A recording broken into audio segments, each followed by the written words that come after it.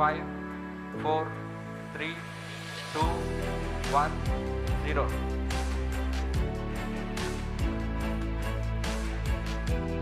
नमस्कार दोस्तों, चंद्रयान 3 के सफल होने के अभी कुछ ही दिन हुए हैं कि इसरो ने एक और कामयाबी हासिल कर ली है आदित्य L1 मिशन के जरिए। तो चलिए समझते हैं आज के इस आदित्य L1 मिशन को गहराई से। आदित्य L1 ऐसा मिशन है जो सिर्फ सूर्य का अध्ययन करेगा, लेकिन जिस तरह चंद्रयान 3 चंद्रमा पर जाकर अध्ययन कर रहा है उस तरीके से यह मिशन सूर्य पर लैंड करके अध्ययन नहीं करेगा, बस यह सूर्य के पास जाकर अध्ययन करेगा। यह पृथ्वी से 15 लाख किलोमीटर दूर जाकर लग्रांज पॉइंट 1 के निकट L1 में घूमेगा। इस पहुँचने में 4 महीने का समय लगेगा। अगर पहुँच गया वहाँ तो लगभग 5 वर्षों तक सूर्य के पास घूमेगा और ऑब्जर्व करेगा, इसलिए यह स्पेस ऑब्जर्वर है। आप कहेंगे कि ये लग्रांज पॉइंट क्या होता है, तो मैं आपको बता दूं कि यह पॉइंट एक ऐसा पॉइंट है जहां पृथ्वी और सूर्य का गुरुत्वाकर्षण अलग अलग विभाजित होता है, यानी कि ये बीच सेंटर पॉइंट है। और यह पॉइंट सूर्य एवं पृथ्वी के पास 5 पॉइंट है L1 से L5 तक, जो कि घूमता रहता है। यहाँ इस सेंटर पॉइंट पर जो भी कुछ पहुंचेगा यहाँ टिके रहने के लिए किसी बल की जरूरत नहीं है। इस सेंटर पॉइंट पर आदित्य L1 को भेजने के 2 फायदे हैं। पहला यह कि यहाँ रहने से फ्यूल की बचत होगी, क्योंकि एयरक्राफ्ट बिना ईंधन खर्च के यहाँ आराम से रह सकता है। दूसरा यह कि नियत रहकर घूमते हुए ऑब्जर्व किया जा सकता है। एग्जाम्पल के लिए L1 को लेते हैं तो यह पृथ्वी और सूर्य दोनों के बीच है। इस बीच से पृथ्वी और सूर्य दोनों को देखा जा सकता है, कभी भी एक दूसरे की छाया में आकर छुपेंगे नहीं, इसलिए यह L1 पॉइंट महत्वपूर्ण है। यहीं से आदित्य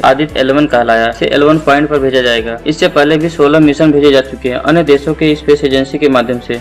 इससे पहले नासा और यूरोपियन एजेंसी ने ज्वाइंट मिशन किया, जिसे सोहो कहा गया। L1 और L2 पॉइंट धरती के सबसे पास है। फेमस जेम्स वेब टेलीस्कोप जो कि L2 पॉइंट पर स्थित है। आदित्य L1 पॉइंट आखिर क्या स्टडी करेगा, तो ये जानने से पहले हमें सूर्य को जानना होगा। तो चलिए समझते हैं सूर्य क्या है। जैसे पृथ्वी के अंदर अलग अलग लेयर है, कोर, मेंटल, क्रस्ट, उसी प्रकार सूर्य के अंदर अलग अलग लेयर है, photosphere, core, radiative zone, convective zone. सबसे अंदर सूर्य के एक कोर मौजूद है। इस कोर के अंदर न्यूक्लियर फेज के रिएक्शन होते हैं, जहाँ हाइड्रोजन एवं हीलियम गैसों को एनर्जी में बदलते रहते हैं। इसी एनर्जी से सूर्य से प्रकाश और गर्मी उत्पन्न होती है, जो हमें पृथ्वी पर महसूस होते हैं। इस कोर का तापमान 15 मिलियन सेंटीग्रेड तक पहुंच सकता है। इस लेयर को इस चित्र के माध्यम से समझ सकते हैं। इसके बाहर रेडिएटिव जोन में 70% रेडिएशन आता है। इसके ऊपर कन्वेक्टिव जोन है जो कि 30% रेडिएशन आता है। इसके ऊपर कन्वेक्टिव जोन है जो कि 30% रेडिएशन आता है। इसके बाद में सरफेस आता है, जिसे फोटोस्फीयर भी कहा जाता है। वैसे सूर्य का कोई सरफेस नहीं होता है पृथ्वी की तरह, क्योंकि यहाँ सिर्फ गर्म गैसें और प्लाज्मा मौजूद है। यहाँ पर तापमान काफी ठंडा हो जाता है, 5500 डिग्री सेल्सियस तक। इसके ऊपर आती है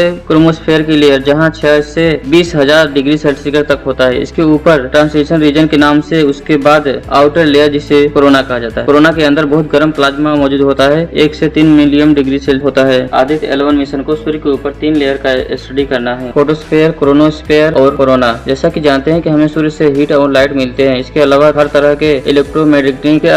तरह के इलेक्ट्रोमैग्नेटिक रेडिएशन निकलती है, जिसमें visual light, ultraviolet radiation, infrared radiation, radio एवं गामा रे, एक्सरे, ये बहुत ही हानिकारक होती हैं, लेकिन धरती के ओजोन परत में जो कि पराबैंगनी किरणों से बचाकर हमें सुरक्षा देती हैं। इन्हें सभी को समझने के लिए आदित्य L1 को यहाँ भेजा गया है। इसमें 7 पेलोड लगे हैं। दोस्तों, हम 7 पेलोड को हम आगे नेक्स्ट वाले वीडियो में हम कवर करेंगे डिटेल से। नमस्कार।